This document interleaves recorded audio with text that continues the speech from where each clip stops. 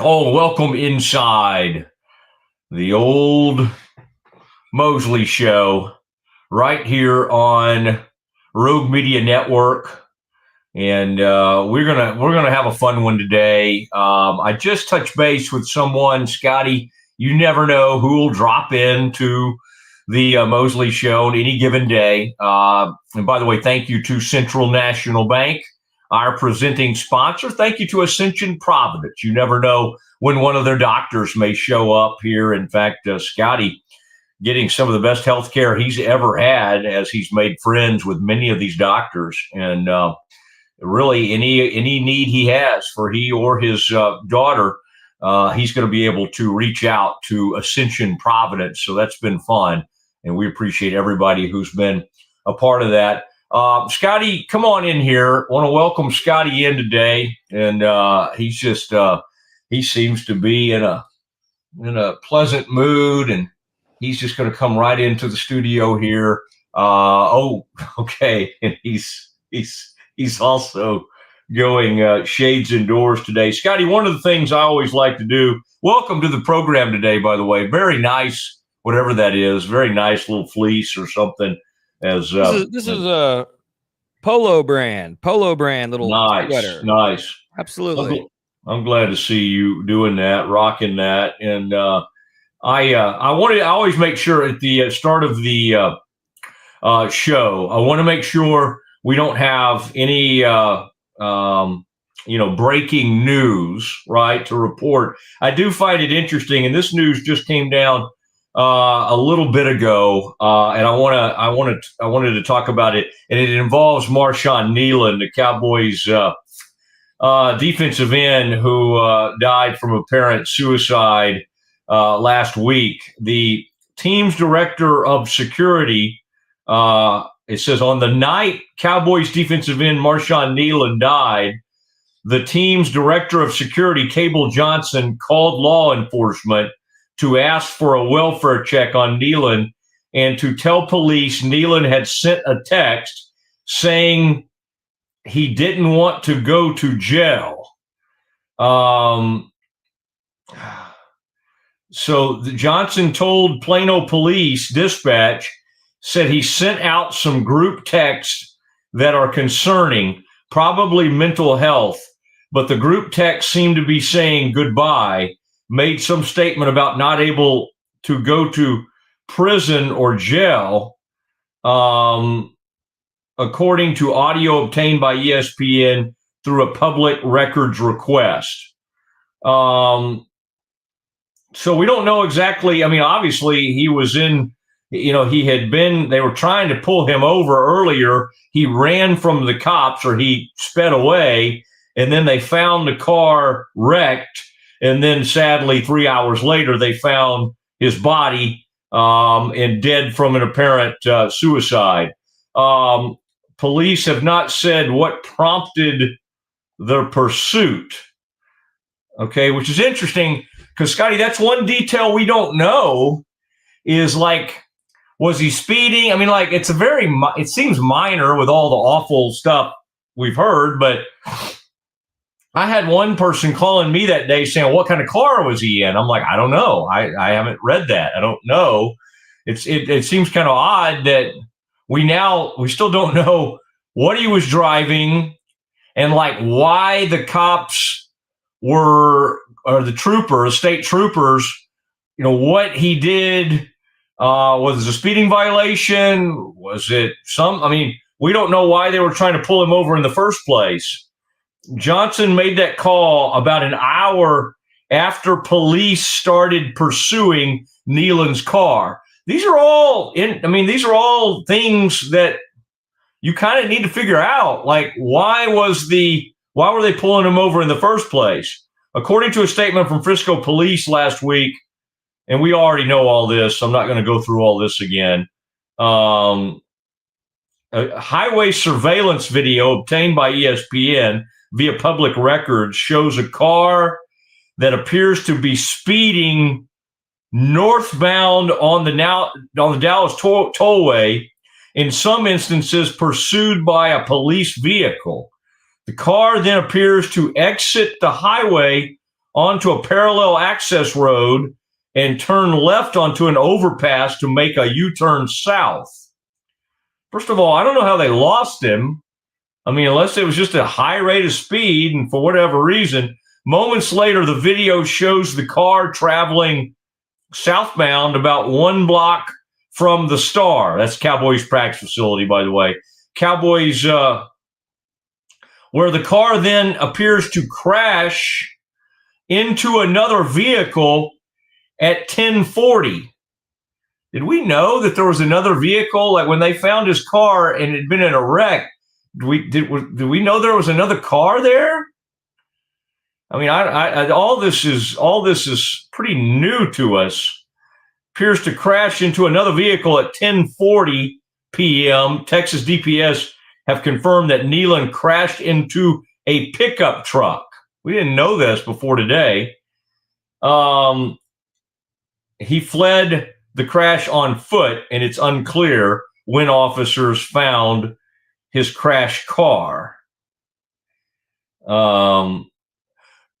Okay, these are all interesting new findings. And again, comes from open records, what ESPN is finding out today. Johnson placed the call at 11:40 p.m.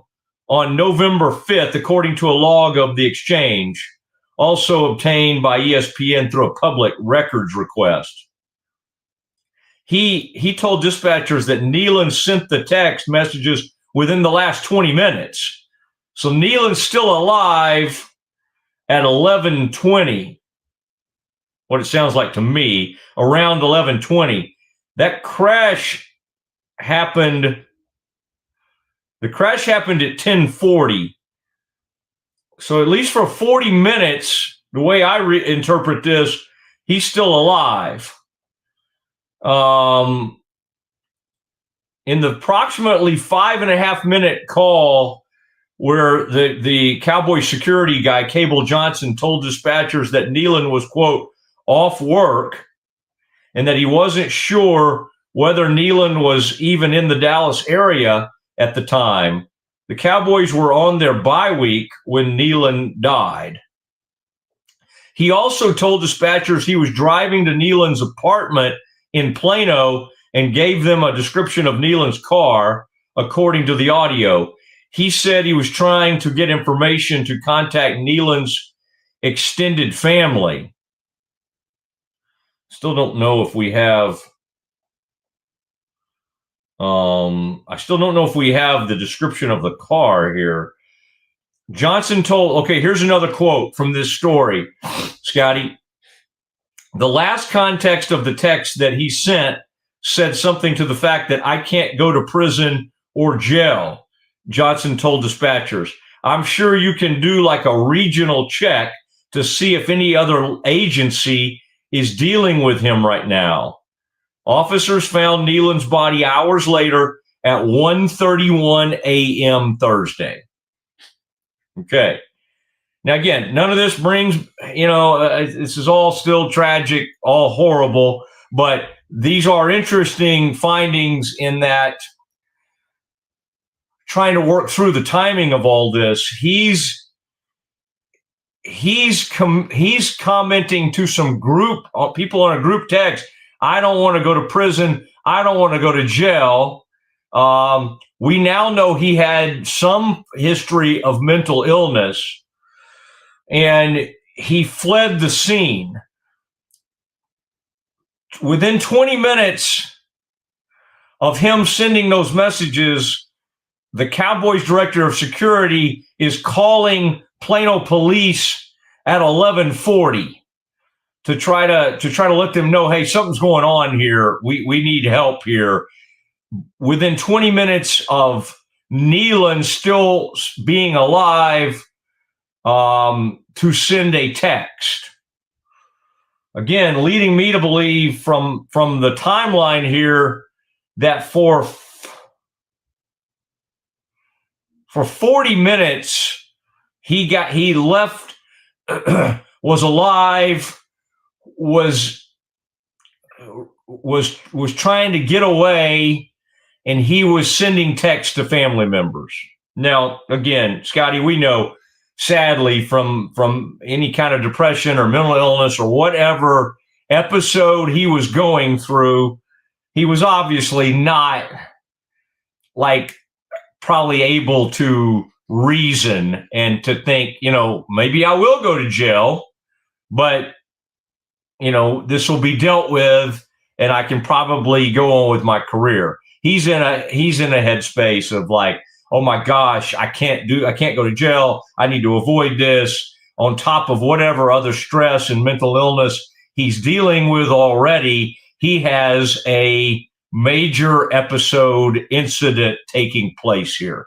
And he obviously is in great fear that whatever has led to him being pulled over, and then it leads to this, all of this stuff is ramping up as we speak.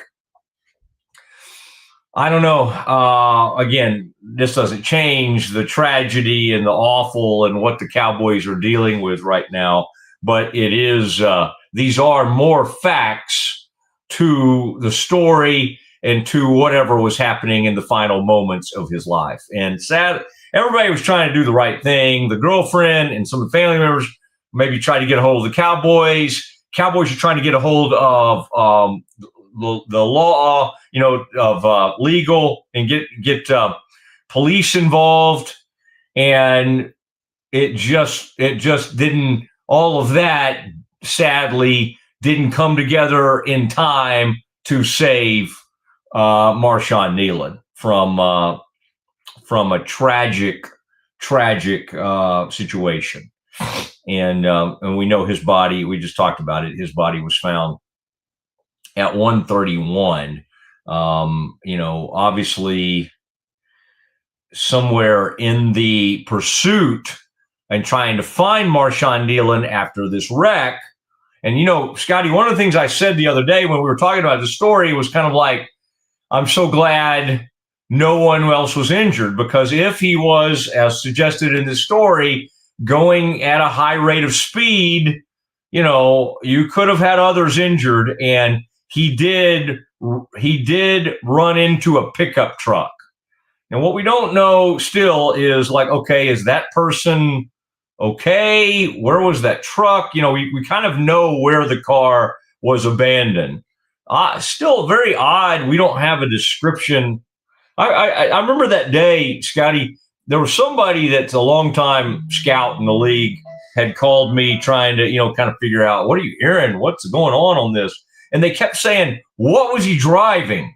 What was the car? And my response at the time was like, I don't know. It's not out there. I don't know why you're seizing on that fact. Like, why do we? And maybe it's because if somebody's out there, generally we think of highly paid athletes in sports cars. We remember the Rashee Rice case where he was racing out on Central in like I think a rented Lamborghini or something like that, or some type of sports car. So maybe that's why. But I do find it kind of interesting now that we still do not have a description, even with all these open record acts of like, okay, what was Marshawn Kneeland driving that night? Again, all of it, none of it changes what happened and how much these players and everybody is hurting. I thought it was good to hear from Jerry yesterday. Stephen talked Monday.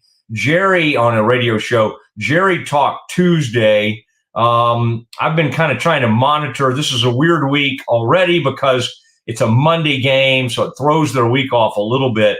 But we have not really heard. And so today, Scotty, I think it'd be good for us to monitor what Schottenheimer, as we get into the week, Schottenheimer, and then at some point, the players will be allowed to talk to the media. I think early in the week, what they were doing is kind of letting the players have time to grieve. They were just getting back from the bye week, and they were all scattered out across the country. And so they needed some counseling and time together and time to lean on each other.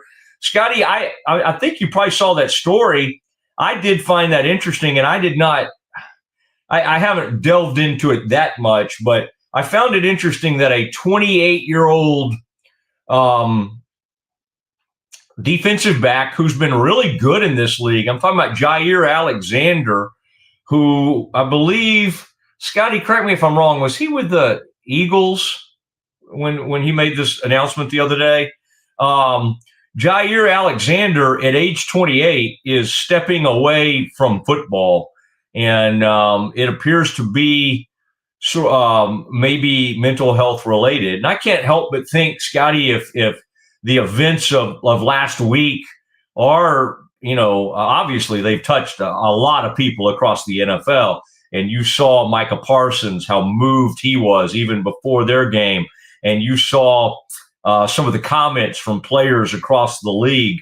I found it very interesting that a really good player, 28-year-old, seemingly in the prime of his career, was going to step away from the game. And I don't know how brief, or I don't know how long that'll be, or how long he'll need to step away. But I think these are conversations right now worth having. And this is a tough deal. Scotty, come back to me for a second here, if you don't mind. I just thought this was very interesting breaking news. We hadn't really planned on starting with this today, but I thought we needed to get into that. This, Scotty, did you see this Jair Alexander story? I did. Yeah, I find that, I was looking to see the latest on that. I find that to be very, very interesting because, Scotty, we know this is a top, highly paid player. And then I was looking at that story because it popped up yesterday and we just never got into it. But in the context of this, it jumped into my mind. Decided to step away from football in order to focus on getting right physically and mentally amid his ongoing recovery from off-season knee surgery. The Eagles placed Alexander on the reserve retired list Wednesday and activated cornerback Jacorian Bennett from injured reserve. He apparently, Scotty, had a solid week of practice with his new team, informed the Eagles of his decision yesterday, a day after their victory over the Green Bay Packers. He did not travel to that game. He's indicated he's been dealing with multiple injuries over recent seasons, and he had gone from one of the better corners in the league to a reserve role this season. This season came with a mental toll, necessitating a step back to figure things out. I think, Scotty, even a couple of years ago, this would have been shocking to us, right? Like a guy that's still young enough to be pretty good, has been really good, has a chance to continue his NFL career, and he walks away from it, at least temporarily. We've seen it in recent years with players in their 20s just saying, I think I've had enough. And the most famous one that we still was bizarre at the time was Barry Sanders still being a great running back in his early 30s with at least 2 or 3 more years left. And he said, you know what? I think I'm done. Same thing with Megatron, by the way. Calvin walked away at a pretty young age when he was still unbelievable, and he walked away. Now, I can't remember. That might have been a little bit of a contract type thing. I can't remember that whole thing. But, Scotty, I guess I think the upside of this is I think it's become more acceptable even for highly paid, athletes at the top of their game at a huge time. And we've seen it happen in tennis. Naomi Osaka, incredible tennis player who stepped away for mental health reasons at really the peak of her game. Scotty, I think it seemingly is starting to be more accepted and maybe not quite as shocking as it was even 2 or 3 years ago. Yeah, you're absolutely correct. And I actually, when you said most shocking, I thought of 2 others. I didn't even think about Megatron. I thought of Luke Kuechly a few years ago, and I thought of Andrew Luck, of course. And of course, I think with all those guys, there was at least those two. It was, man, maybe this is what's happening with Jair. Some physical injury kind of makes you ask some questions, and it leads to this, decision, even though you could continue playing to step away. I hope you're right, Matt. I hope, not to just broaden the scope outside of sports too much, but I've even observed this when I was working in church work, Christian ministry, right? Men generally struggle to admit when we need a breather. We'd rather push and push and push until, we've given every ounce of effort. And I think, I hope that for all these guys, they know, like, you've made your money. You've made it to the top of the mountain. If you're playing on an NFL roster, you've made it. You've got nothing to prove. And yeah, if it's better for not just your body, but your mind or your soul or whatever, to step back for a little bit. And I don't, we don't know if Jair is retired or if he's just needing some time, but if it's better for you as a human to step back for a bit so that you can be well, I mean, don't you know, we all wish we could have told Marshawn a couple weeks ago, hey, you need a few weeks to breathe and rest and receive some love from your family. Like, do that. Yeah. Like, you're right. I think it's healthy. And I'm glad. I still think there's old school coaches out there and fans too, by the way, who are kind of like, how could you do, you're letting your team down. I think there's less of that, which is good. I still have the mentality, like I can't get past like Tony Bennett at Virginia, putting a team together and then just like literally, doing the NIL thing and building a team and just going, this isn't for me anymore. And it wasn't a health thing. I'm always careful not to jump on somebody too quickly because you're like, could it be a health concern or whatever? But like, I think in those instances, I've seen some coaches, I feel like sort of almost like abandoned teams. And that really kind of stinks to me. And it may be unfair of me. That may not be the most gracious way I could handle that. But when it comes to players, I hope we're getting better about, because I think even 3 or 4 years ago or 5 years ago, when it's like, I need to take a break or I'm, I got some mental health. I mean, I think we were like, what? I mean, like, because I think we have a hard time. We all think of, like, if we had that opportunity and we're blessed with the incredible natural skills and then the skills that you work on to get to that level, the thought of somebody walking away from that at 28 years old is hard to fathom. I think we're getting better, though, at just kind of giving people space. Now, reason I brought this up, the Jair Alexander, though, is back in the context of this Marshawn Nealon thing. And Marshawn Nealon's tragic death. I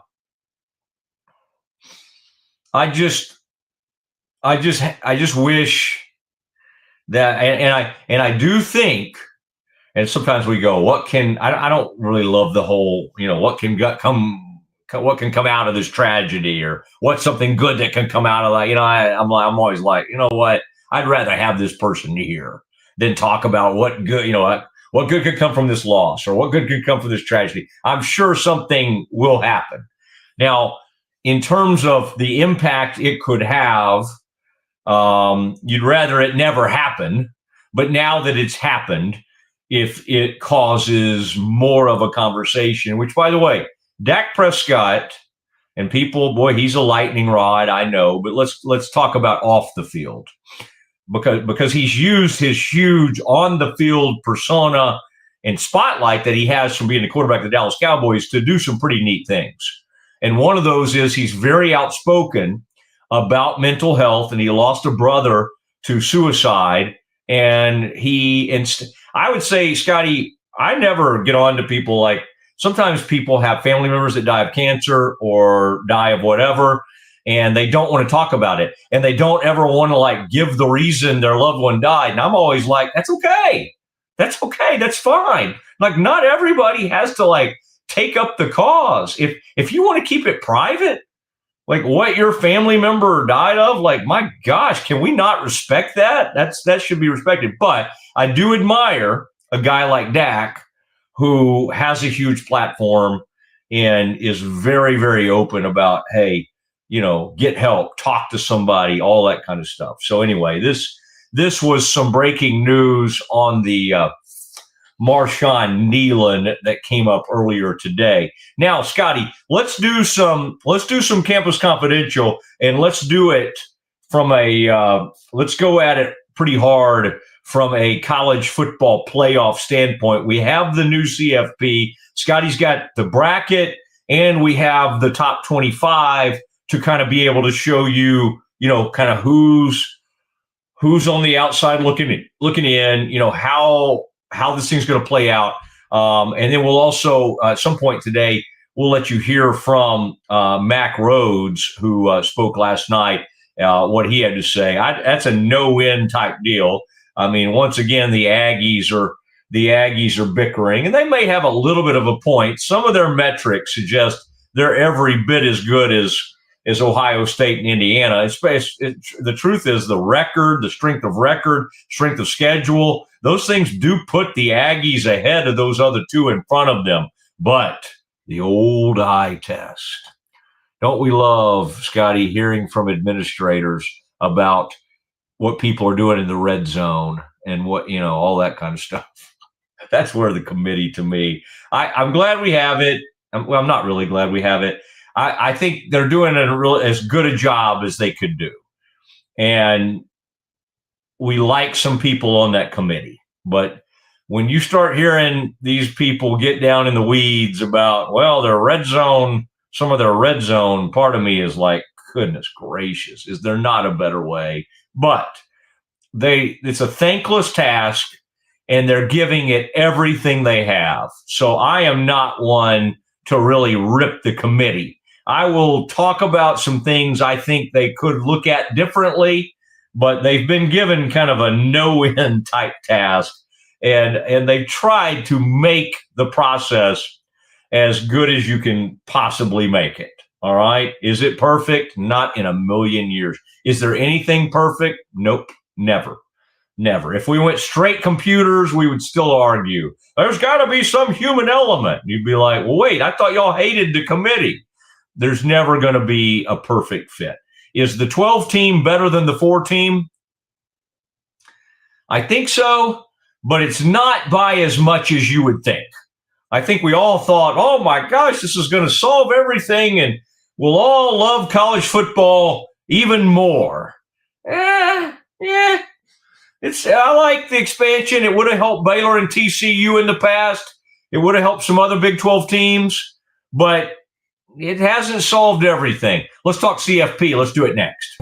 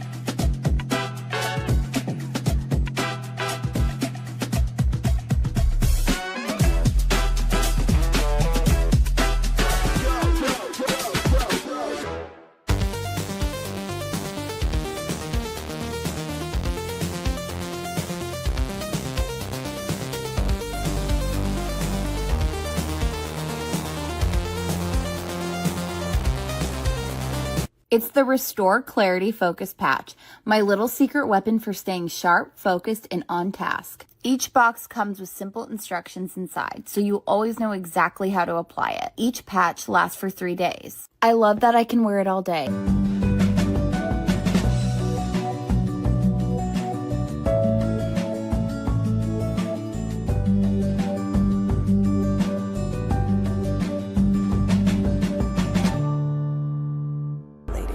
boy, it looked effortless. Man, watch this. Layups, floaters, threes. He was like an unsolvable equation. I was born like this. His resilience, his strength, his belief, adversity never stood a chance. Know your power. If you want the best for your body, you want Ascension Providence, the largest sports and orthopedics group in Central Texas. Using innovative and cutting-edge technology, we're able to understand your body better than ever, delivering treatment with precision. And with our fellowship-trained and board-certified doctors, you'll receive excellent care. Work with a team dedicated to your health, wellness, and safety. So you can perform. At your best. Ascension Providence, caring for Texas families for over 120 years. Drive in the fall at Allen Samuels Dodge Chrysler Jeep Ram in Waco. Huge savings and the best selection in Central Texas. From powerful Ram trucks, Motor Trend's Truck of the Year, to adventure-ready Jeeps and stylish new Dodges, we've got the right ride for you. Upgrading, downsizing, or buying your very first vehicle, Allen Samuels has you covered with friendly service and deals that make driving fun. Don't miss the Drive in the Fall event, only at Allen Samuels. Come by, let's be friends. When Central National Bank decided to partner with Baylor women's basketball, we didn't know exactly what that partnership would look like. What brings you into the bank today? For the last couple of months, I've been noticing a charge on my account, and I would like to block it. I see. So you have a charge? Yes. And you'd like to block it? Yes. I think you should take the charge. What? Yeah, I definitely think you should take the charge. I don't think you understand. Sometimes you just have to take one for the team. Is there a manager available? We love that Coach Colin is all about the team. Once we get the vocabulary down, the sky's the limit. Central National Bank, proud partner of Baylor Athletics and Baylor women's basketball. I have Mac Rhodes, director of Baylor Athletics, on the phone. Mac, can you tell Peggy why she should take the charge? Of course she should take the charge. Wait, are you at the bank again? And who is Peggy?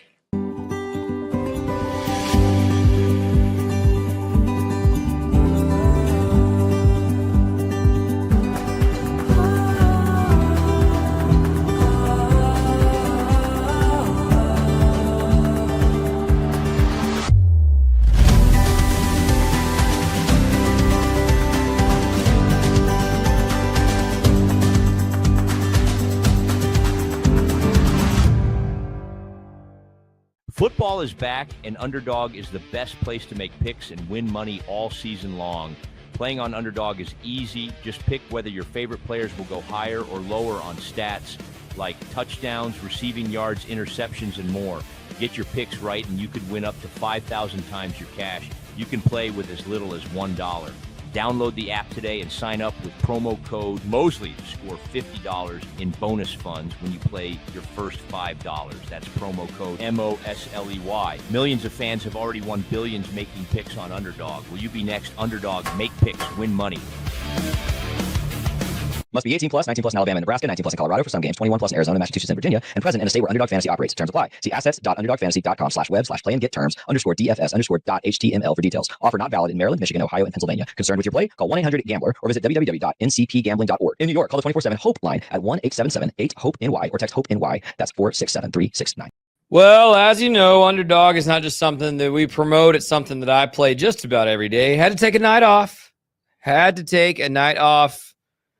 Last night, but we're back today. I have made my college football picks for the weekend, and I need to just declare I've never been more confident. I've never been more confident in my college football Underdog picks than I am in these selections right here. Ruben Owens. I covered the young man for 2 years when he was in high school. He's an outstanding player, had a breakout game against Missouri with 2 touchdowns for Texas A&M. I've got him with higher than 0.5 rushing plus receiving touchdowns.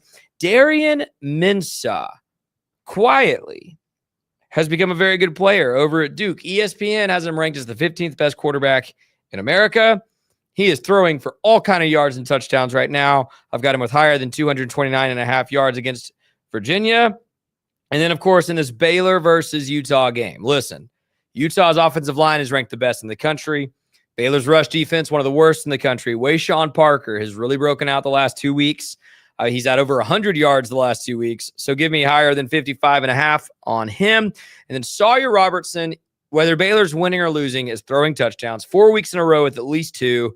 Give me higher than 1.5 passing touchdowns for Sawyer Robertson. If Baylor has any chance to stay in this game with Utah, Sawyer's going to have to play outstanding football and have multiple touchdowns. That's, again, promo code Mosley on Underdog. You will get $50 of bonus cash with your $5 deposit. Just free money. And you know what they say on Underdog? You make picks and you win more money. Underdog. Go make those picks. Pick along with me if you want to really make some cash. You're doing a good job there, and I've been monitoring some of these, obviously some bias towards Sawyer, but that's okay because we kind of have what we believe to be insider knowledge when it comes to some of these Baylor players. So why not go with that when he seems to do it on a weekly basis? More on Sawyer Robertson to come in the 2:00 hour because, Scotty, we've had a re-ranking. ESPN did a re-ranking. Bill Connolly did this. He did it after that first month. And, Sawyer had some great numbers in that first month. And so I think we thought he was a little low. He's redone it now to have 2 months of the schedule and we're into November and through the first couple of weeks almost in November.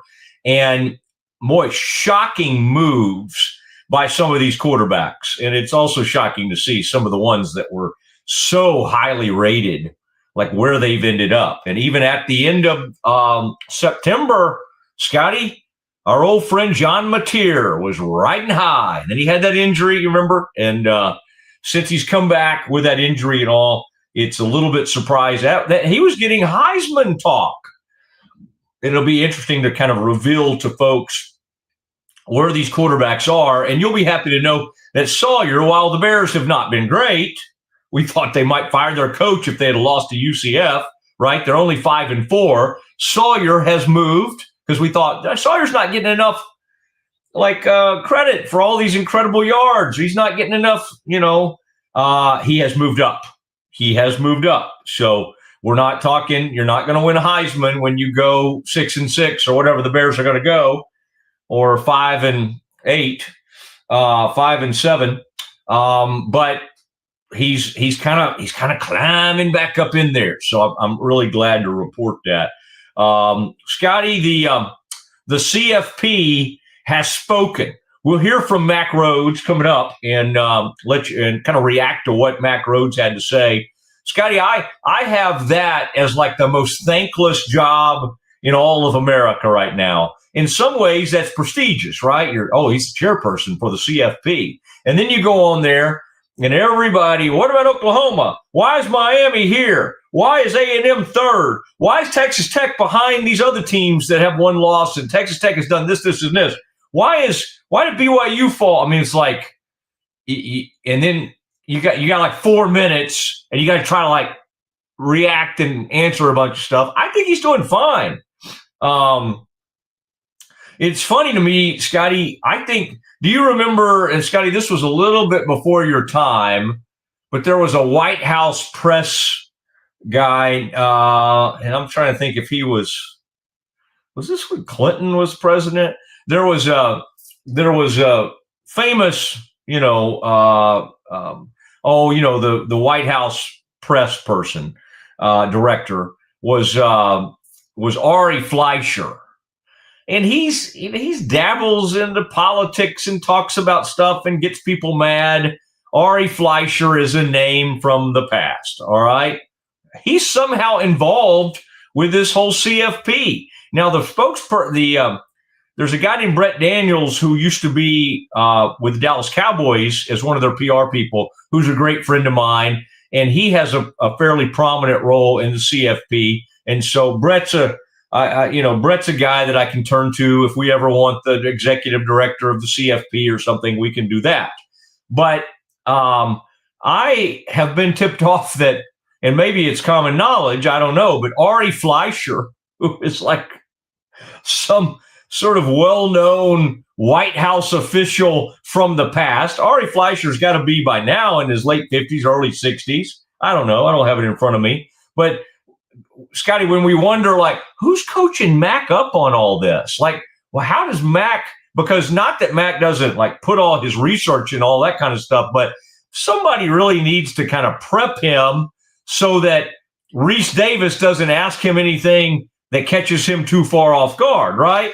And I believe it is none other than Ari Fleischer who is somehow involved with CFP. So there you go, a little in the weeds on that. Scotty, let's share with our folks what yesterday's results as they came out, the latest CFP rankings. Okay, there we go. The Week 12 rankings, and then I want Scotty to come in here in a minute. I'll give you a couple of my initial thoughts. Right now, interesting to see Texas and OU and Notre Dame, those two lost teams, just automatically, well, let's put them all in front of BYU. BYU did not play great in that game. It was a road game against a tremendous Texas Tech team. But, I mean, one of Texas's losses to freaking Florida. They've already fired their coach. BYU has one loss. We're gonna automatically put BYU 2 spots behind University of Texas. I mean, my gosh, Oklahoma lost to that Texas team. They got a couple of really kind of suspect losses themselves. So anyway, I don't really feel like either one of those teams should automatically just be ahead of BYU. Utah back there lurking. Okay, Baylor, that'd be a great win for Baylor, because if Baylor wins, they go to 6-4. That's not going to mean that much, but it certainly would be a great win over a team the committee seems to like. So I would say overall the committee does not have a great opinion of the Big 12, would be my thought. Because like Tech, I mean, we're talking, think about like some of those games that they've won. They beat convincingly 29-7 BYU. They go to Utah. Those teams are now ranked 12th and 13th, and they blew Utah out at its own place. Those 2 wins are like extremely impressive. And you got Alabama and Georgia up there. Now, again, Alabama has a horrible loss. Let's remember, they lost to Florida State to open the season. Florida State has gone on to be really bad, and its coach may get fired. So I think to automatically have Alabama and Georgia has squeaked by in some wins. Okay, let's remember, and they obviously can never beat Alabama. So I think Texas Tech has an argument to be higher than they are. I also think BYU does. While they got beat convincingly, I don't know if it was enough 29-7 at Tech to drop them down below all these 2 lost teams. Boy, they love losses, certain losses, but like why is the Florida not held more against the University of Texas? And by the way, what is Texas's great win that has them ranked where they are? Like Texas right now is in the bracket. Over Oklahoma? I guess so. Okay, really? That's their great win.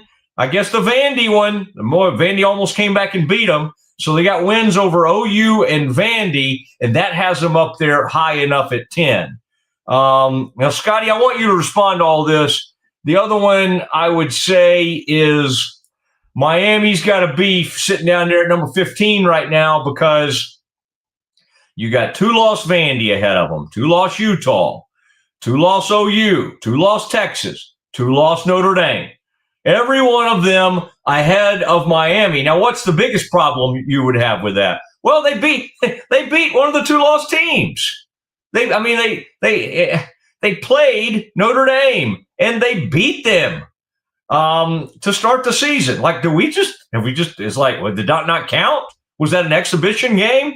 I mean, we came back to this, Scotty, so much over, the Baylor TCU argument over the years, the the head-to-head matchups, I mean, it seemingly should figure in somewhere. I mean, it's why, why is Alabama above Georgia? Well, because they got a head-to-head. You got a head-to-head in there. I mean, look at these other games that you might be able to match up with some of the, why is BYU below Tech? Well, they just played. So I don't know. I mean, it seems kind of crazy to have a team 6 spots back of a team they beat, and they both have 2 losses. I mean, Miami's numbers, by the way, strength of, if you want to look at I'm trying to think of the strength of record or strength of schedule. I think the strength of record is like 13th. Okay, it's not bad. It's not like, oh my gosh, they play in the ACC, so they're horrible. All right, in a minute we'll look at the bracket, but Scotty, I want to let you react to some of that. Anything you disagree with, or any other things that jumped out at you about where the committee ended up? No, I don't think anything's particularly surprising. I'm thankful Cincinnati gets in there. I was kind of surprised they weren't ranked last week. That helps the Big 12 as well. I agree with what you said about head-to-head. It seems irrelevant in a few spots here. I'm interested to see what happens, Matt. We're going to have some chaos here in that top 11. Texas playing Georgia and Texas A&M, Oklahoma playing Alabama. Depending on how those games go, I mean, this is going to change really drastically in the next 2 to 3 weeks. South Florida making the appearance as the Group of 5 team here. Did you see Josh Pate's suggestion that there is I wouldn't call it a large chance, but there is a real path to the ACC having no teams in this playoff?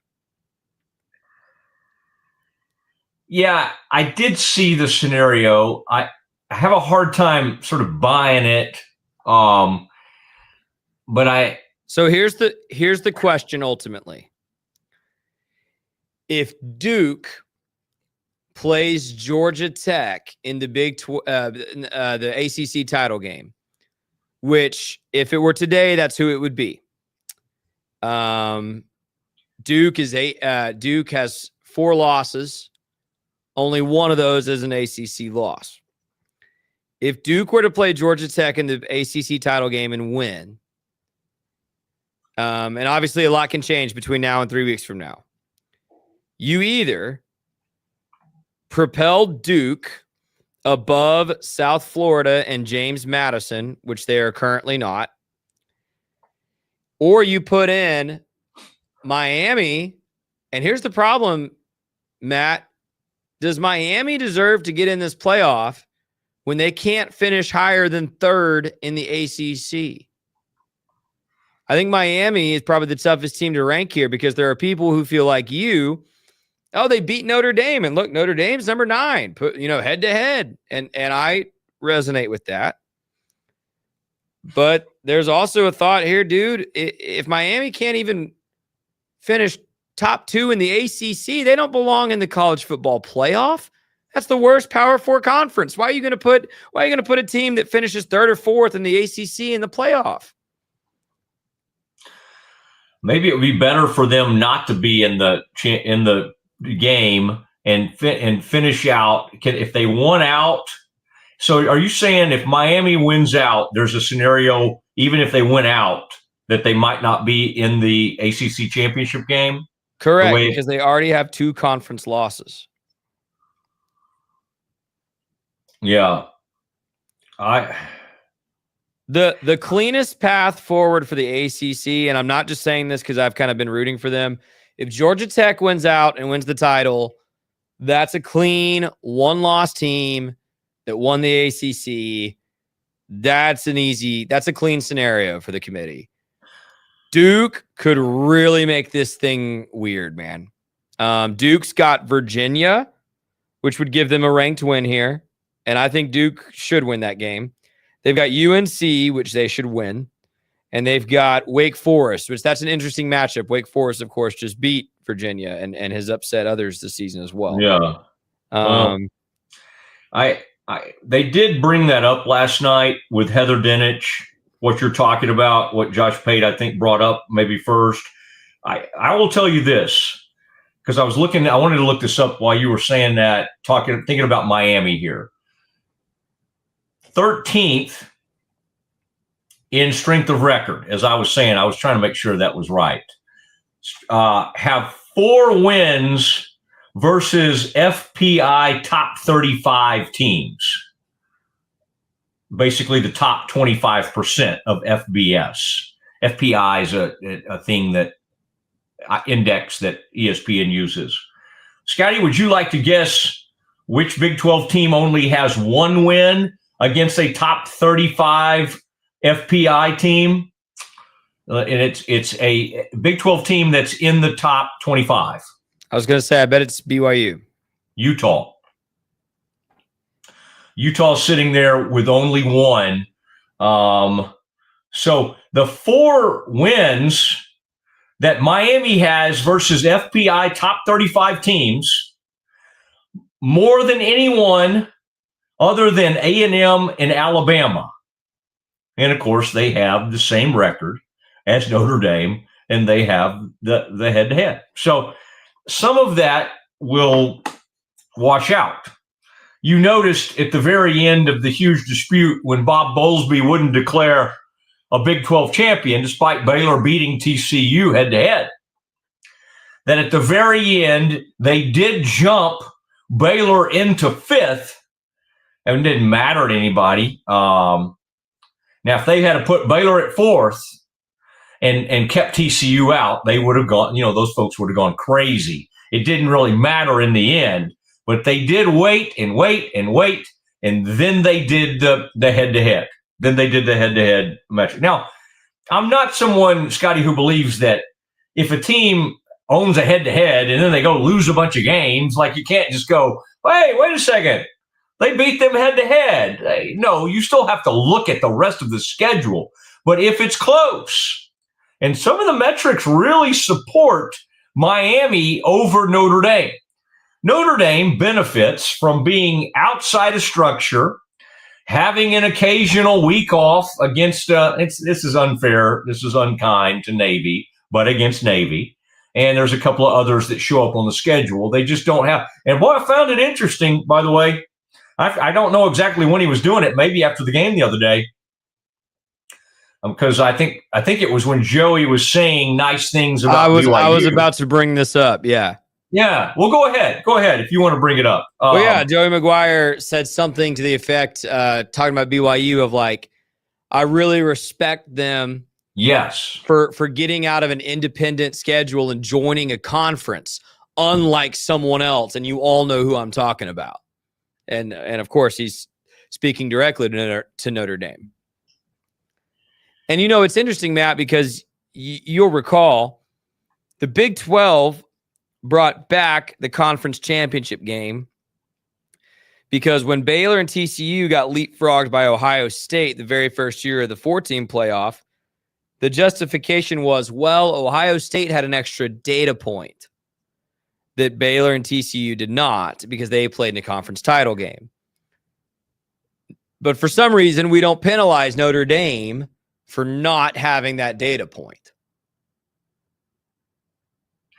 I'll never forget, Scotty, that day I sat there and watched Wisconsin just lay down in a game that we needed Wisconsin to step up. I guess that was the Big Ten title game, right? It was. And needed Wisconsin to step up and play.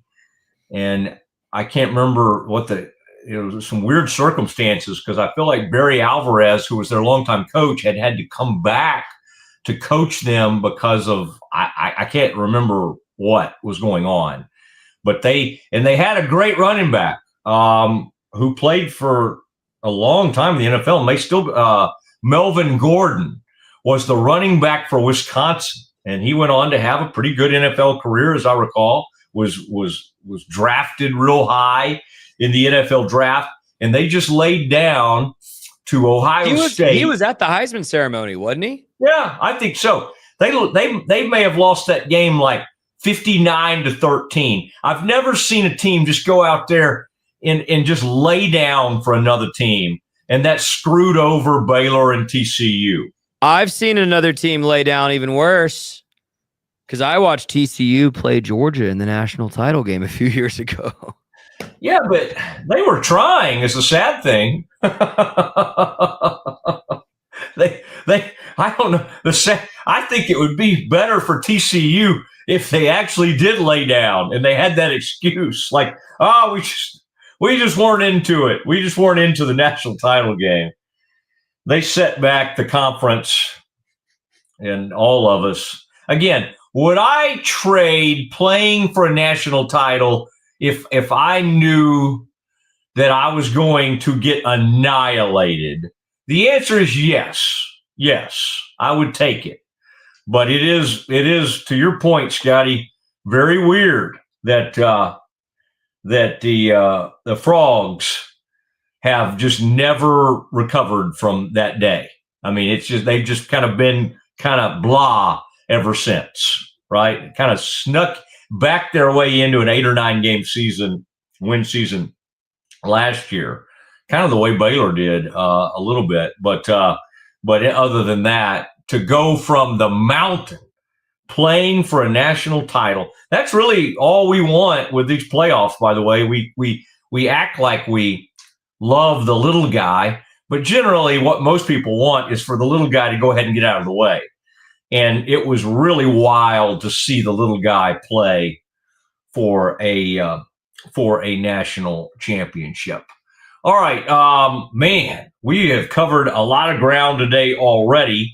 And there's more college. Scotty, there's probably some Campus Confidential that you've prepared that we didn't even get to there. Last night, I found myself, and we'll do some of that coming up. I did find myself watching some college basketball. Tech played Illinois. Wake Forest almost knocked off Michigan in Detroit, game that was played in Detroit. That Wake Forest team looked really good, and they just could not finish the deal. They had a great chance to win the game, and they couldn't get it done. But and then last night, scary deal, Scotty. Louisville looks like they got a team, man. Woo! I mean, can you imagine our old friend from Louisville who's at St. John's now? What if St. John's and Louisville, where he used to coach, are like the best 2 or 3 teams in the college basketball? Louisville looks scary. Yo, man, they put it on Kentucky, 96-88. That's a huge rivalry game. And Louisville went out there and said, hey, man, we can play. They got a kid named Mikel Brown Jr., I think is his name, Scotty. Uh-oh. I mean, it's just like, hey, we got this point guard. He was the number 7 recruit in the country, and he can flat out go, man. I mean, he is good. That scares me when I see all these teams with like great point guards, because the Bears do not have a conventional point guard right now. Although my man Ike Williams came off the bench the other night and just kind of, he was just zipping around the court, doing some good things. So I was encouraged by that. Tell you what we'll do. Take care of our wonderful sponsors. And then I tell you, we'll get into, got some the college game, more college football, including, I tell you what we need to do, Scotty, now that I think about it, we'll do Campus Confidential next. And as part of that, we'll let you hear from Mac Rhodes last night, Baylor's director of athletics, and we'll hear from him next. Baylor Nation rolls along with Allen Samuels Dodge Chrysler Jeep Ram. Start with award-winning service and factory-trained techs. Then shop our new and used lineup from cars, trucks, to SUVs, all makes and models. Running a business? We're your Central Texas headquarters for ProMaster vans, cabin chassis, and work trucks. For power and comfort, test drive the Ram 1500, the Motor Trend Truck of the Year winner again. Allen Samuels in Waco, proud partner of Baylor Athletics. Come by, let's be friends. If you want the best for your body, you want Ascension Providence. the largest sports and orthopedics group in Central Texas. Using innovative and cutting-edge technology, we're able to understand your body better than ever, delivering treatment with precision. And with our fellowship-trained and board-certified doctors, you'll receive excellent care. Work with a team dedicated to your health, wellness, and safety. So you can perform. At your best. Ascension Providence, caring for Texas families for over 120 years. Streamline event and appointment booking with Amelia's sleek, modern, and fully customizable booking forms. WPAmelia.com. That's WPAMELIA.com. Amelia. Nalgene Outdoor has been your trusted companion, fueling adventures and helping protect the planet. We're committed to reducing waste, improving access to clean water, and providing simple, safe, and sustainable products for you and your family. NALGENE.com. A house is a property, but we live in homes. Home sweet home. Homes where the heart is. We aim to deliver the best home buying and selling experience so you can spend less time real estating and more time living. WhyPersonalLoans.com. Request a loan anytime. Our partners can offer loans up to $35,000 with varying rates and terms. Review your loan offer with no obligation and decide what works for you. Visit PersonalLoans.com today. This is what $500,000 in a duffel bag looks like. Actually not real. That's because it's actually prop money. It looks realistic from a distance, but up close you can see it says for motion picture purposes. Visit PropMoney.com today to get your money seen or money shot right with Prop Money Inc. With San, owning iconic furniture no longer requires paying a premium. With over 15,000 satisfied customers worldwide, we've proven that high-quality furniture doesn't have to come with a high price tag. Explore our collection today at san.com. The U-Like Air 3, launched in 2023, ushers in a new era of sapphire ice cooling technology, offering nearly painless hair reduction in just 3 weeks. That's ULIKE.com. U-Like. VivoSun's mission is to empower growers with stylish and effective products, making indoor growing accessible and enjoyable for everyone. Visit VivoSun.com today and get started making growing plants and vegetables easy and automatic. It is the Mosley Show. Always, I was, Scotty, as we're coming back from break there, making a couple of calls, making a couple of investigative type calls. You know, what's going on, what's happening in Waco, what's the build up to this game. This is going to be fun. We're getting closer to it. Utah comes into town at number 13, according to the college football playoff. And I did want to announce, Scotty, tomorrow, so you can beat up on me if you want to about my Aggie love or whatever. But the guy considered to be one of the number one Aggie insiders in the country, Travis Brown, that's who Paul Feinbaum and others use. Travis will be hopping on with us tomorrow at either 1:30 or 2. We'll get more information. So get all your Aggie questions ready out there. I want to remind everybody who's watching us on Twitter, because we've seemingly had a large group of folks come in to check us out on Twitter, and that's been nice.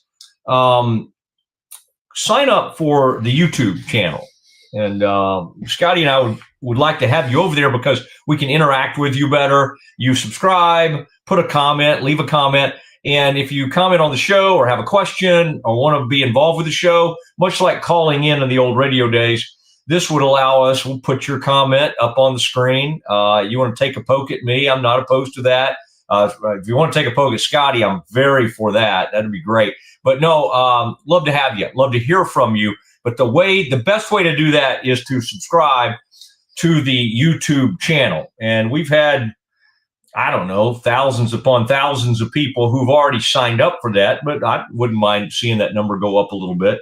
And I went to work last night, Scotty. For briefly, our little ability to do those shorts that people like that we do, like, you know, some big moment we have during the show. You know, at some point where I seem somewhat lucid, we'll use that for a short. And the shorts machine had gone down. So what I did is I drove down and I worked on it all night and I had to do a lot. I had to solder a couple things, but I have fixed that. So we'll be able to get back and do some of those shorts. And so I think everybody will be pleased to know that. Thank you, Cherry Johnson, Siegmund James. Thank you for your kind patronage. And we love having you as a part of the Mosley show, and appreciate you guys. And great to be with you. Okay, let's Scotty, let's do a little Campus Confidential. Let's call it Campus Confidential. We have the beautiful graphic we put up for that. We'll talk some quarterbacks with you because Sawyer Robertson is involved. We'll do that maybe later in the show about 2:30. But Scotty, I wanted to give you the floor for a little bit. We'll hear from Mac in a moment. Anything college-wise, it could be basketball, it could be anything. Anything you really want to hit today that we could bounce around a little bit? I really had just a lot on this playoff, and the Duke scenario was one. But pivoting away for just a moment before we get back to Mac Rhodes and whatever else. Here we go, Matt. I'm sure you saw this. I actually had this ready for yesterday, and we didn't get to it.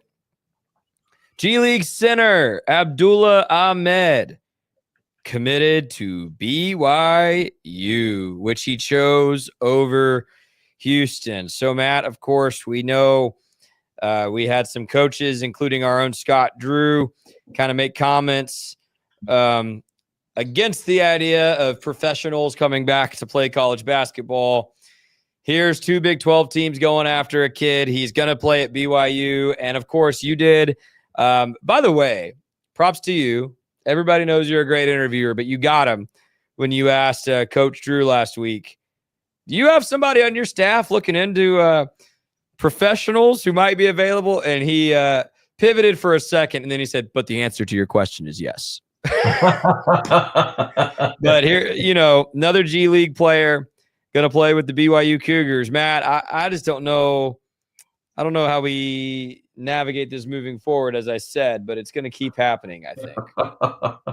It sounds like you think I sometimes get answers by going into my good old boy voice, which I could. My wife used to hear me interviewing coaches back in the day when I was coming up as a high school writer covering high school football, and she would hear like my whole accent change. I mean, I do have an accent because I'm from outside of Dallas. I'm from Kaufman, Texas. So I'm not saying there's not an accent. But back then, Scotty, if I was talking to like a high school coach on the phone, my voice would just I would go to however they were talking. You'd hear me just talking about what that schedule's like and what that coach is like. She'd be like, what are you doing? I did have the ability to, I didn't really mean to, but I would do it. I also, after I saw A Time to Kill, I've brought this up with you before, and you've got a good McConaughey, but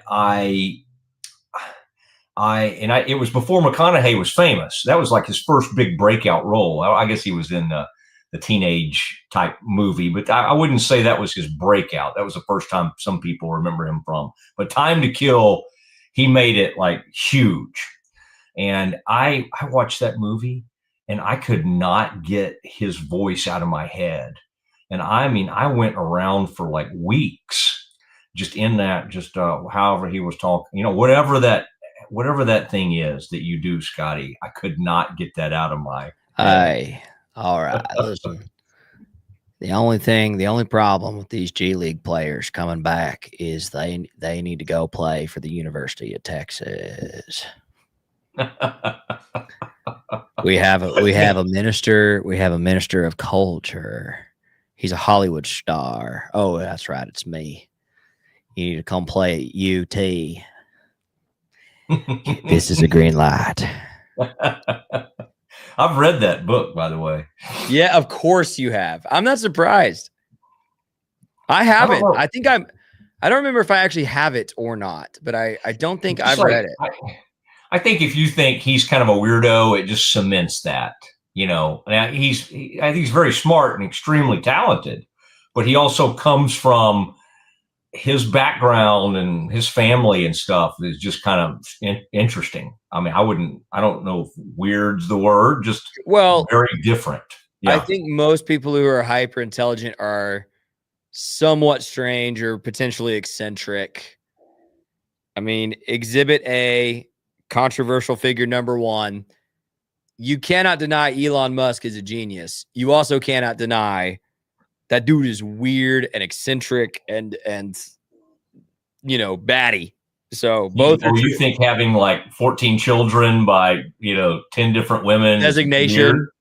I can't. Where's the He's probably got a barcode. I like it that's just part of him being eccentric. For most people, like think about when somebody does that in the NFL or NBA, we're like, oh, this guy's, I can't believe he's irresponsible. That's awful. And like Elon does it, and it's like, well, that's interesting. It's like, okay, what are we doing here, folks? It is some Campus Confidential and lots to get to, and we will hear from Mack Rhoades, Baylor Director of Athletics, and I want to react to some of what he had to say. Scotty, would you mind putting the bracket up there, though, the college football playoff bracket? We looked at the top 25, and this is things as of now. Scotty made the point, and it's correct. This is a CFP projection. Bracket projection, all right, and that's how you get. Well, wait, I thought Miami was 15. Well, okay. Again, the reason South, I usually don't agree with Feinbaum, Scotty, but like I sort of, and I always love like taking up for the little guy, but he was basically saying, we don't need like in a year like this where there's no worthy group of five. Like we should not reserve a spot for them. Like I think in theory, by rule, it's a nice thing to still give all these schools like one tiny seat at the table. Like I think it's a good thought, and I really don't want to do away with it, but I kind of hate it when really no one deserves it. Like you can barely get South Florida into the top 25. Like most years, there have been teams that seem somewhat deserving. Like Boise State had a great running back, pretty good team. Like that, Cincinnati showed up in the playoff a few years ago, and they deserved it. And this was before they were in the Big 12, is why I'm referring to them as a group of five type team. All right, let's look at this. Scotty, I'll give my thoughts, and then feel free to respond. I think Mac needs to get away from this whole it's defense, and then he said A&M, well they got to go against the third quarterback. And say, well, I mean you have to go against whoever shows up. I mean you go on the road and you play a Missouri team that's in the top 25. I don't think we necessarily get to say, well, not a good win because they didn't have their quarterback. I mean I don't hear that about a lot of these other teams. So I don't know about that. If you look at strength of record and strength of schedule and all of that, A&M wins on all accounts against Ohio State and Indiana. Now, I will say A&M did have the good fortune. Alabama's not on there. Georgia's not on there. OU's not on there. That is a great win at Notre Dame. It was a good win the other day against Mizzou, but A&M has had the benefit of a very nice schedule. Now, what they have done for the most part, they had a scare up in Fayetteville, although I don't think that game was ever totally within doubt. But the final score was 45-42. But A&M has had a favorable schedule, but still their strength of record and strength of schedule is better than Ohio State's and Indiana. And Indiana nearly got its rear beat. I mean, Fernando Mendoza had a great Heisman moment. He led that team down the field. He got it done. So, again, I think they should be up there. But I would not have been that opposed if they wanted to put A&M up above Indiana. That said, who cares, really? I mean, the top four seeds are going to be waiting there. A&M, I mean, is it – right now, they would play, let's say they would play, Tech. Well, that would be a lot of fun. Is that much worse than playing Ole Miss, no. Ole Miss is great. I mean, they've played a tough schedule. Lane Kiffin's a great coach. My gosh. So it doesn't really matter that much in the whole scheme of things. So I think the Aggies should settle down a little bit on that front. Other matchups, I think that Oregon got it done in a tough spot. Georgia's going to have the easiest game in the world if something like that holds up. Some of these things obviously will change. I think Tech would just annihilate Miami right now if that was a matchup. And I think Ole Miss, I think UT, the UT and Ole Miss would be fun because you've got one good defense. You got a good defense and a suspect offense with UT. Ole Miss has a really good offense and a suspect defense. So I do think that could be interesting. Scotty, any of the projected bracket, anything get you jazzed up or going about that? Man, I just love thinking about Texas Tech hosting. I like thinking about these first-round games, who could be hosting. Like, oh, my gosh, if this sticks, Notre Dame at Alton to take on Oregon, that is college football at its best. Like, that is terrific. I did hear someone, it might have been Pate again, just because I listened to Pate's reaction this morning when I was getting ready for work. I think gold for Texas Tech, Matt. Texas Tech's going to want to win the Big 12 and try to get a top 4 seed and get a bye. But I think equally valuable would be if Georgia gets knocked off or if Tech just like wins very convincingly over the next 3-4 weeks. If Tech can secure that number 5 seed and then you welcome in the group of 5 team to Lubbock, you potentially win a game at home to open the playoff by 2-3 touchdowns. If you have a great day, man, that could really create some great momentum and buzz as you go into that quarterfinal. I think that's interesting to think about, is who could be hosting games here. And again, there will be a lot of shifting in the next 3-4 weeks. Some of these teams are going to lose. Some of these teams will not be here, but I love seeing who could potentially host games. And you know, I wasn't really strongly rooting for anyone in particular to win the Big 12 once Baylor was knocked out of it. But I think seeing Lubbock host a CFP game, or Provo, but Lubbock, that would be really special. Hey, I wish those quarterfinal games were at home too. Yeah, I think that's a flaw of the way the current playoff is set up. Is the bye is good, and I think most coaches would say the bye is probably more helpful than not having a bye.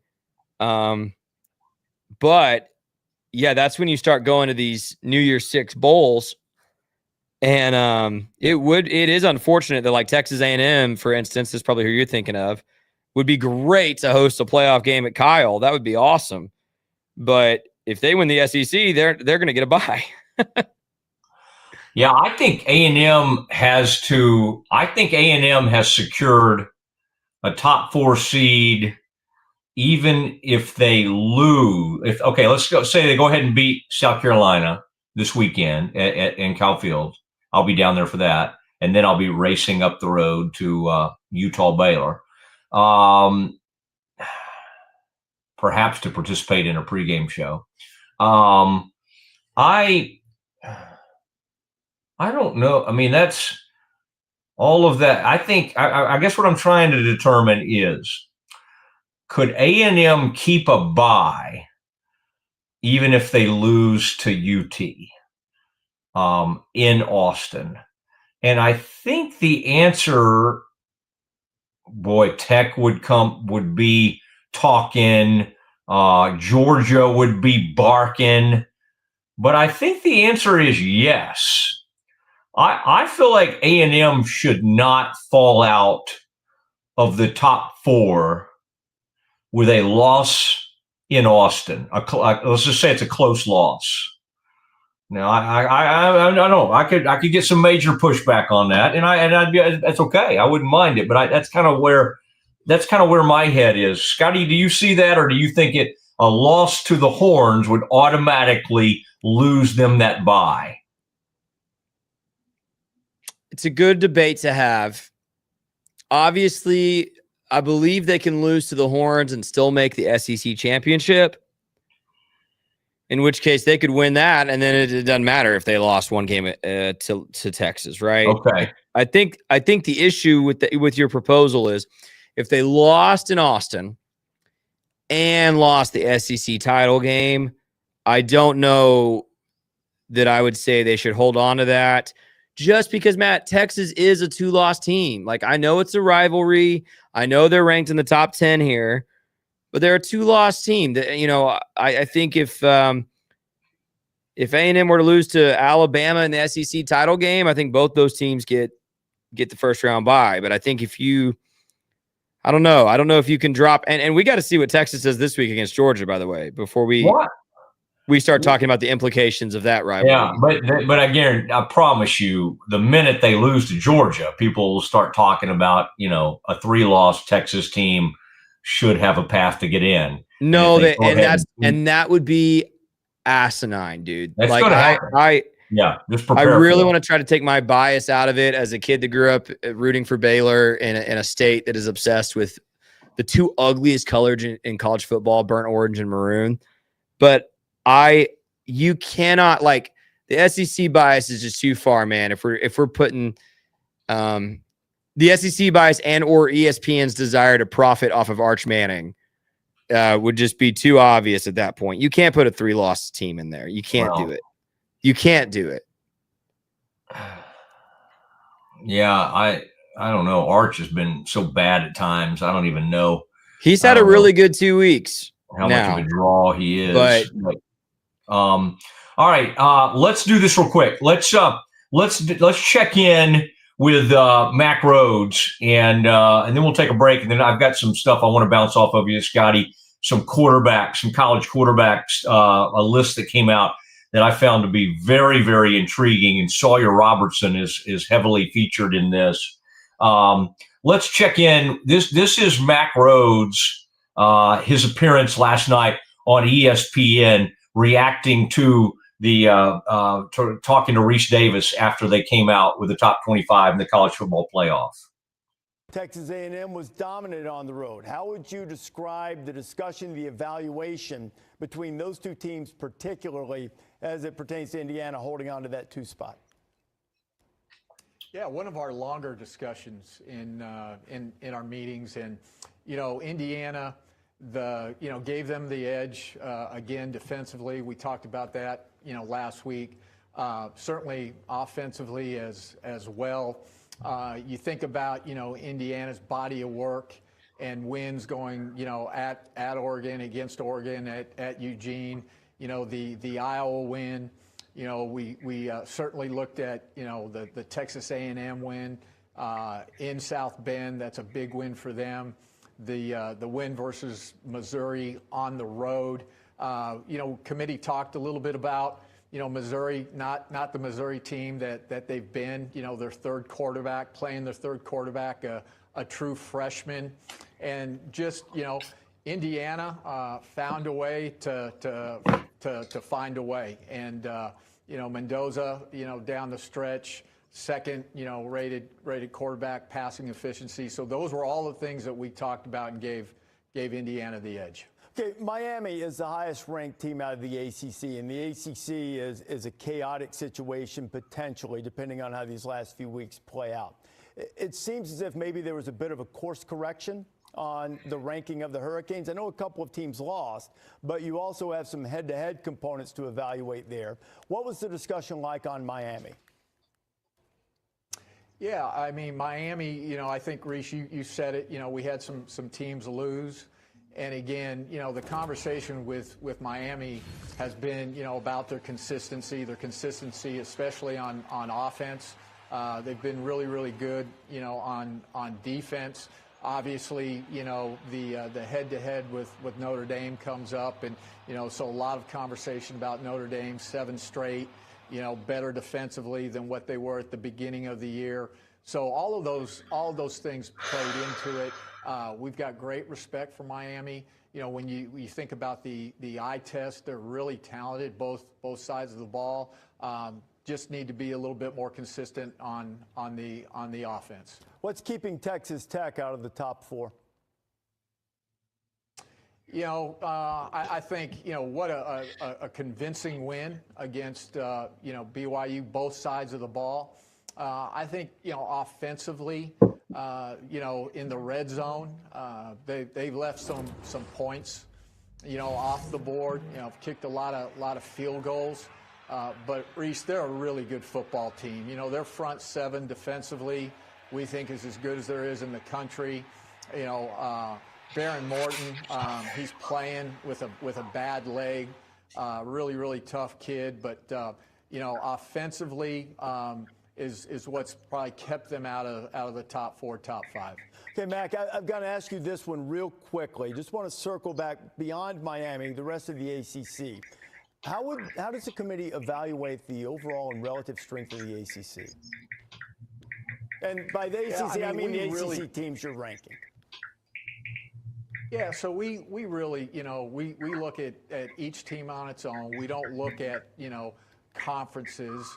We look at each of the teams. And I think for the ACC, when you look at their non-conference schedule, there really are no signature wins other than Miami versus Notre Dame. And so when we're having that conversation, we look at, schedule strength, record strength. That's certainly one of the metrics that come to play. Mac, we appreciate it. We'll talk to you next week as you guys issue more rankings, have more games to evaluate. We appreciate your time. Thank you, Reese. All right, there it was. And we try each week to kind of check in, hear from Mac. And as we anticipated, nothing was asked about the story that we talked about earlier in the week on Monday about the altercation with Michael Trigg and a coach on the sideline before and after the Arizona State game. Nothing came up about that. I had reached out to the powers that be at the CFP, and they had assured me that they did not think anything would be asked in that realm. I thought, Scotty, and we'll take a quick break here in a second, but I did look when I heard, because I know what irritates the good folks from A&M and some of these other schools, and they're like, why is he saying this about us? Why is the red zone, and why, Texas Tech's kicking too many field goals? Are these things? Texas Tech has 2 tremendous wins now. They crushed number 13 Utah at their place. They crushed BYU at home. These are 2 great wins over the number 12 and 13 teams right now in the college football playoff. I think you can make the argument that BYU shouldn't have fallen down as much as they had. I just thought, since Mac keeps bringing it up about that, what's the reason A&M's third instead of second, because Indiana almost got beat by not a good Penn State team. And they could have switched those 2 if they had wanted to. But I did look, Scotty, at the ESPN has released its stop rate, and I think that's always interesting on defense. It's a basic measurement, the percentage of a defensive drives that end in punts, turnovers, or a turnover on downs. All right? That's what everybody wants, whatever defensive coordinator wants. It's not the most sophisticated rate, but it's a very straightforward rate. Texas Tech, number 1 stop rate in the country now, 82.8%. That should go for something, by the way, when you're saying, oh, Tech did this, Tech did that. Tech arguably has the best dang defense in the country, all right? Ohio State is second. So when he says A&M, the differentiator between A&M and Indiana and Ohio State is defense. Well, let me just tell you what the stop rate is. Indiana has a stop rate of 76%. That's number 7 in the country. It's very, very good. Very, very good. A&M has a stop rate of 68.2%. That is number 28 in the country. So Mac is not wrong, really, with that talking point. I think probably, though, There's just no way you can answer these questions without alienating this fan base or that fan base or whatever. So if people want to be mad, they can be mad. Tech still has, I think there is still a route for them to get in the top 4. I think there's still a route for A&M to even move up one, but would it take Ohio State and Indiana like losing a game? Probably so, because we've now seen Indiana struggle. That game was in Happy Valley against Penn State. We saw them struggle to win a game on the road, and they did not move them down. All right. Now, what if Tech had, I just want to make sure the committee is treating all teams the same. I was trying to think what if A&M had gone on the road and almost lost to Mizzou with a backup quarterback that Mizzou had, but they did win the game. Would they have bumped A&M down to number 4 and moved Alabama up to number 3? I kind of think they would have. I don't know, though. I don't know. We didn't see it. We don't have to worry. They won 38-17, so it's a moot point. All right. Tell you what we'll do next. The college quarterbacks across this country. We have some very, very interesting rankings now as we start to look at the Heisman and then who is truly the best quarterback in this country and where does Sawyer Robertson fit into this discussion. That is next. If you want the best for your body, you want Ascension Providence, the largest sports and orthopedics group in Central Texas. Using innovative and cutting-edge technology, we're able to understand your body better than ever, delivering treatment with precision. And with our fellowship-trained and board-certified doctors, you'll receive excellent care. Work with a team dedicated to your health, wellness, and safety. So you can perform. At your best. Ascension Providence, caring for Texas families for over 120 years. Drive in the fall at Allen Samuels Dodge Chrysler Jeep Ram in Waco. Huge savings and the best selection in Central Texas. From powerful Ram trucks, Motor Trend's Truck of the Year, to adventure-ready Jeeps and stylish new Dodges, we've got the right ride for you. Upgrading, downsizing, or buying your very first vehicle, Allen Samuels has you covered with friendly service and deals that make driving fun. Don't miss the Drive in the Fall event, only at Allen Samuels. Come by, let's be friends. When Central National Bank decided to partner with Baylor women's basketball, we didn't know exactly what that partnership would look like. What brings you into the bank today? For the last couple of months, I've been noticing a charge on my account, and I would like to block it. I see. So you have a charge? Yes. And you'd like to block it? Yes. I think you should take the charge. What? Yeah, I definitely think you should take the charge. I don't think you understand. Sometimes you just have to take one for the team. Is there a manager available? We love that Coach Collin is all about the team. Once we get the vocabulary down, the sky's the limit. Central National Bank, proud partner of Baylor Athletics and Baylor Women's Basketball.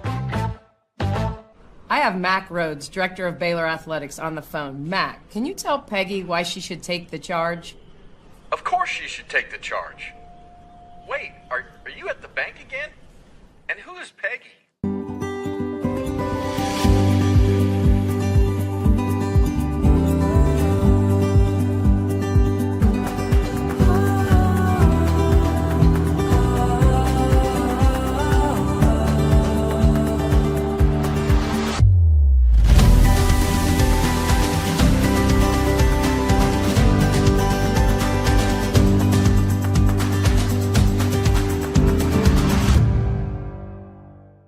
Football is back, and Underdog is the best place to make picks and win money all season long.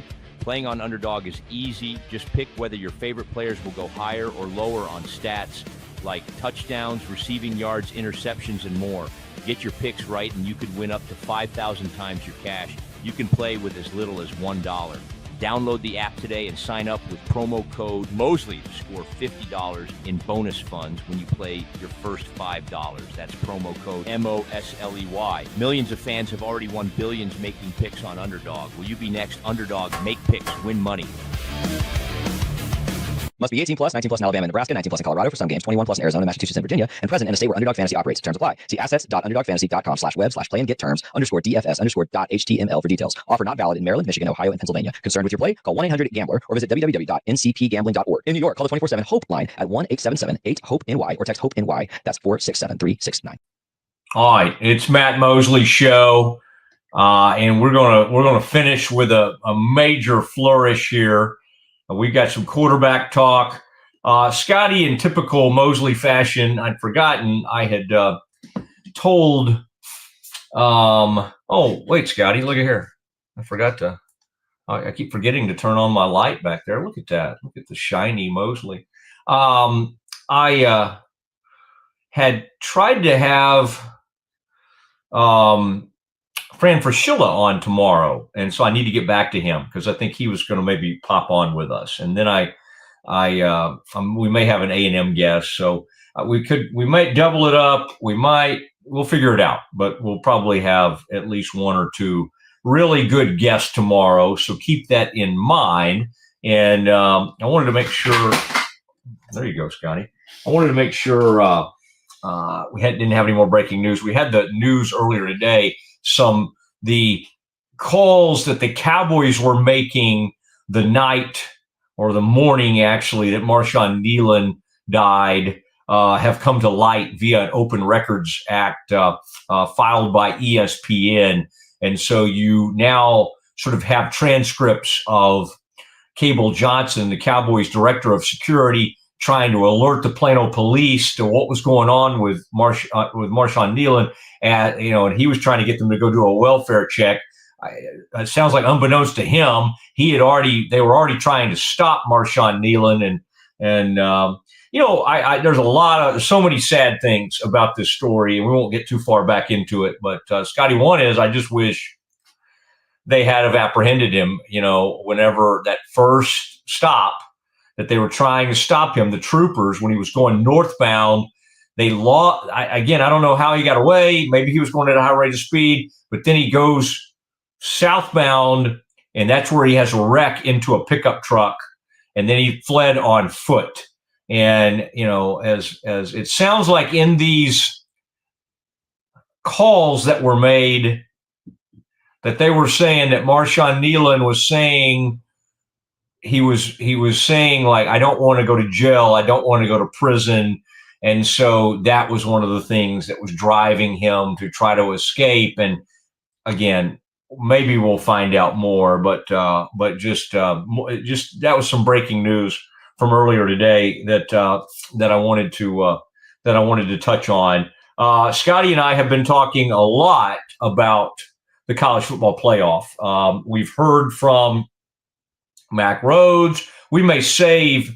Joel Klatt had some interesting things to say. May use that tomorrow, but it was more about the head-to-head. I did think it was funny, Scotty. It was like he was talking about how head-to-head should always rule, but then he said like in his rankings he had one team ranked higher than other that had beaten the other head-to-head. So it's a little bit odd, but his argument is well received in the fact that Miami is sitting there right now at 15th, and you've got Notre Dame also with 2 losses at number 9 in the college football playoff rankings, and Miami beat Notre Dame. And Miami has the 13th strength of record. Scotty, I can't think off the top of my head what Notre Dame's strength of record is, but Miami's 13th is not a bad strength of record. So there you go. And it's a little bit odd that Notre Dame would be that far ahead. So we've hit on lots. Scotty, I thought you would enjoy this though. This was the re-ranking of all Power 4 quarterbacks. There's 68 Power 4 teams. I will not. Scotty, it should be very easy for you to guess who's the last place. Okay, it would be the sad little Big 12 team that really, since the great Hoss Haney was hurt in game 1, has just not had any good quarterback play. That would be Oklahoma State. They are last. What this is at the end of September, Bill Conley he has all these metrics, a huge amount of metrics. And some of it involves QBR, passing yards, touchdowns, total touchdowns, but there's a lot more that goes into it. And in the preseason, LSU's Garrett Nussmeier, Penn State's Drew Aller, South Carolina's Lenoris Sellers, Arch Manning, DJ Lagway, they were all way up there. Well, we know the rest of that story. So what he did is he ranked them at the end of September. You might recall Sawyer Robertson was having an excellent late August, September. We'll now see where he is among the 68 quarterbacks, but he then ranked them at the end. Okay, so that was the ranking at the end of September. He's come back and he's re-ranked with all these different metrics, the quarterbacks. Now, this is helpful for a few reasons, Scotty, not the least of which is we're having a bit of a time figuring out who should be the Heisman hopeful. We don't have any receivers that are just like totally standing out, although, by the way, Jeremiah Smith, the Ohio State receiver, don't look now, but he's been putting up monstrous numbers the last couple of weeks. But right now that they've re-ranked these quarterbacks, Julian Sayin, Scotty, from Ohio State, has gone from number 11 to number 1 in the country. Total QBR, and this is just an unbelievable number, 91.1. Passing yards, almost 2,500. And he doesn't run that much, but total TDs, 24. Now, Scotty, I thought you would like this. This man at the end of September was ranked 29th. This man happens to hail from East Texas. He also at one point played for Texas A&M Fighting Aggies. His last ranking at the end of September was 29th in this ranking. And again, this has a lot of great metrics that comes with it. Okay, good. Scotty, I was seeing the word scheduled up there above you, and I got nervous. I was making sure I was still on. But here's what we have, Scotty. Haynes King from Georgia Tech, total QBR of 84.2, passing yards about 1,900, rushing yards with no sack yardage in this 787, total touchdowns 23. Listen to this. Since the last time this list came out, all right, October 1st, he's thrown for 282 yards a game, 9.6 yards per drop back. That's first nationally, with a 75.7% completion rate. That's third in the country, and 57.9% success rate. Also has averaged 97.3 non-sack rushing yards per game. That's fourth among non-option quarterbacks. That's unbelievable. Projected over a full 13 games, he would be on a 3,600 passing yards, 1,200 rushing yards. Unreal. He's gone from 29th to number 2 in the country. So, Scotty, there you are. Haynes King, a man champion. He is. I love this story. I love this story. I love a kid from Beast, Texas, thriving in college football. I love the Aggies continuing their long-standing tradition of running quarterbacks out of College Station only for them to thrive elsewhere. Haynes King, yet another example in the Kyler Murray legacy here. Matt, Haynes King is the Scotty Swingler prototypical quarterback. He is everything you want in a college football quarterback. He is Charlie Brewer without the drugs and with way more talent. Wait, don't. Let's not say that about Charlie. What do you mean? I am talking about Haynes King. Okay, that's okay. Love Haynes King. Goodness gracious. Yes, and I'm very happy. Yeah, he has gone all the way up to number 2. So I'm glad you are pleased with that. Now, Marcel Reed, Texas A&M. This guy has risen to about 4th in the Heisman odds. I think a win over Texas in Austin with him having a great game, I might start to really drive that bus. Maybe I already have. But the last time they did these rankings, he was number 26. He is all the way up to number 12 now, Scotty.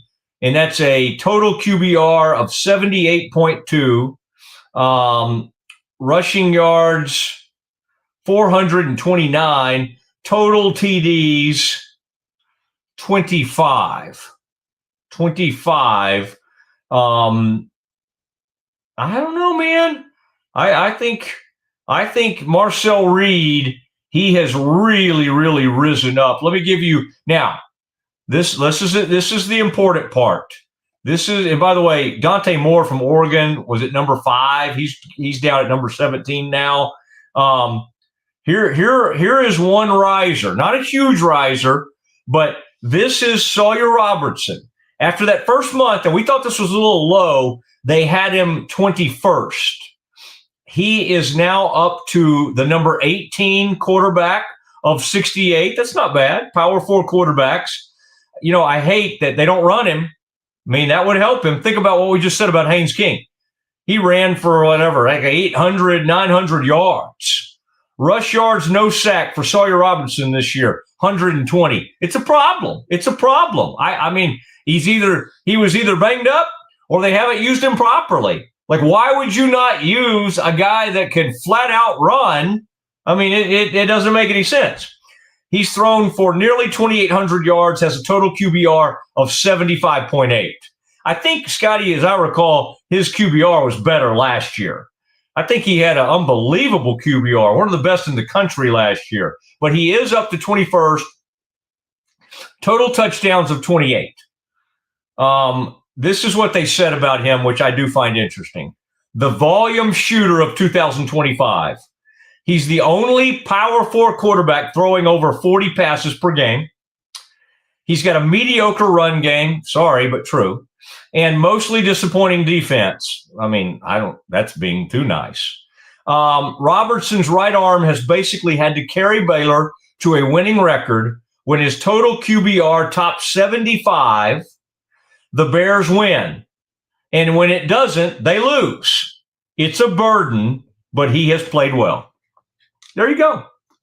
5 games. I mean, I wish I could say I had looked at that or made that correlation. But 5 victories on this Baylor season, 75 or above. 75 or below, or anything below 75, they have lost. Now, we knew he had a terrible burden on him. And, you know, he just did not. He had that furious comeback. You love his spirit. He's never out of a game. When you've got Sawyer, you're never totally out of a game. Didn't play particularly great at Cincy. Didn't play particularly great against TCU, although had the furious comeback. Ended up probably putting up great, like, total number of yards. And that's why you can't, Scotty, I know you were giving me a hard time about Marcel Reed basically recently saying, well, look where he is in, total yards. Well, our man Sawyer ranks right up there, but I don't think, as much as we love him, we can't make an argument for Sawyer in the Heisman race anymore. No, and to your point, he was 5th overall in the country in QBR last year, behind 4 guys who are now on NFL rosters. So it has been a slide back for him in that regard. Yeah, and it's just like you said, it's tough to win a Heisman if your team has more than 2 or 3 losses. Just hard. If I had a Heisman vote, I know I just gushed about him. Haynes King might get it. Fernando Mendoza might get it. I think those would be the 2 I would really be thinking about. All right. I think that's right. And this Duke thing has become of great interest to me, because Mensa has put up big numbers this year. And I was looking at him. Just so you know, Scotty, on this list as we finish up the show. Oh, by the way, hello, Brazos Landing. The Landing, there it is. Thank you. We love Claude and Becky Lindsay, and we love going there, and we'll be there soon. In fact, we got to set up our next party right out there on the water. We'll have a great time at the Brazos Landing, the Landing. Scotty, Baron Morton was ranked 28th after that first month. He's now 22nd in the country. Now, obviously, he missed a couple of games with an injury, and so that kind of explains why his numbers are a little bit down. Josh Hoover, he was ranked 23rd after a month. He's exactly there. He's got, good passing yards, decent QBR at 72.7, doesn't really run. Total TDs at 25. They just can't run the ball unless they're playing Baylor, right? And so these teams that can't run the ball, it really puts a ton of pressure on their quarterback. I thought it was interesting, Scotty, Bear Buckmeyer went from 39th to now 24th, even after kind of a rough game the other day. And in terms of after that first ranking, tell you how bad Cade Klubnik, who was a Heisman hopeful, that first ranking had him at 54th out of 68 quarterbacks. Isn't that crazy? He is now at number 28.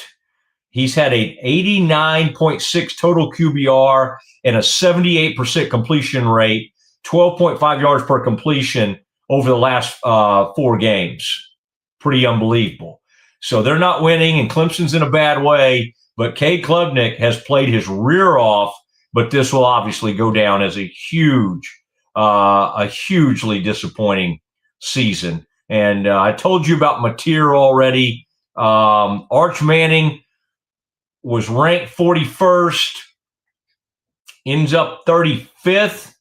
I mean, after a month, he was 41st. He's moved up to 35 because he played well against Vandy. He's looked okay these last couple of weeks. Oh, and Scotty, biggest drop was probably Chandler Morris. And now, sadly, he's out for the season with an injury. But at Virginia, after the first month, he was ranked 13th of 68 quarterbacks. He is now ranked 36th.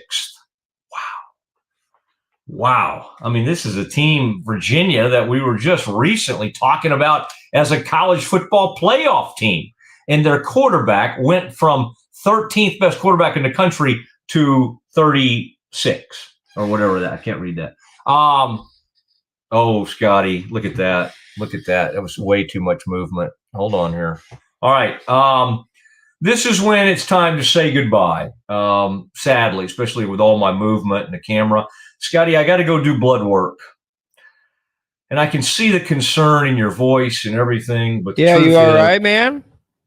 The truth is, it's that once a year physical that I dread, and I've already done it. And I'm such a wimp when it comes to blood. And that the other day I was at my once a year doctor's thing.